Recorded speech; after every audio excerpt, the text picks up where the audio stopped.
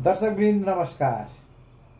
म आजको एपिसोडमा यहाँहरूलाई एउटा नयाँ विषय केशवीय जातकम अन्तर्गत यो ग्रहहरूको सडबलका सम्बन्धमा केही विषयहरू राख्न गएको छु। ग्रहहरू 6 अवस्थामा बलिया हुन्छन् भनेर भनिएको छ। त्यसैलाई नै ग्रहको सडबल भनिन्छ। पहिलो दिग्बल, ग्रहहरू बसेको दिशाको आधारमा बलियो अथवा कमजोर हुन्छन्। दोस्रो भयो स्थानबल, ग्रहहरू कुन स्थानमा बसेका छन् त्यसको आधारमा। तेस्रो कालबल, चौथो चेष्टाबल, पाँचौं नैसर्गिक बल र छैटौं दृष्टिबल भन्ने हुन्छ। म आजको एपिसोडमा दिग्बल, ग्रहहरू कुन दिशामा बसेका छन्, दिग भनेको दिशा, कुन दिशामा बसेका छन् दिशा अनुसार नै ग्रहहरू बलवान हुने गर्दछन्। जन्मकुण्डलीको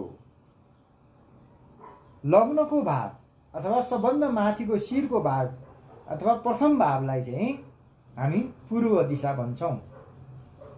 दशम भावलाई दक्षिण दिशा, सप्तम भावलाई पश्चिम दिशा र चतुर्थ भावलाई उत्तर दिशा भन्छौँ। सबभन्दा माथिको लग्न कुण्डली सबभन्दा माथिको पूर्व दिशामा बुध र बृहस्पति बलवान हुन्छन् र लग्न कुण्डलीको दायाँपट्टि भनेको यो दक्षिण दिशा हो र दक्षिण दिशामा सूर्य र मङ्गल बलवान हुन्छन्। लग्न कुण्डलीको तलको भावमा शनि बलवान हुन्छन् र लग्न कुण्डलीको बायाँपट्टिको भाव त्यो भनेको उत्तरपट्टि शुक्र र चन्द्र बलवान हुन्छन्। यसरी तपाईहरूको लग्न कुण्डलीमा ग्रहहरू कसरी बसेका छन्, यदि पूर्व भागमा बुध र बृहस्पति बसेको छ भने त्यो दिग्बली भएको छ। दक्षिण भागमा शुक्र र मङ्गल बसेको छ भने दिग्बली भएको हुन्छ। तलको भाग पश्चिम भागमा शनि बसेको भए त्यो दिग्बली हुन्छ।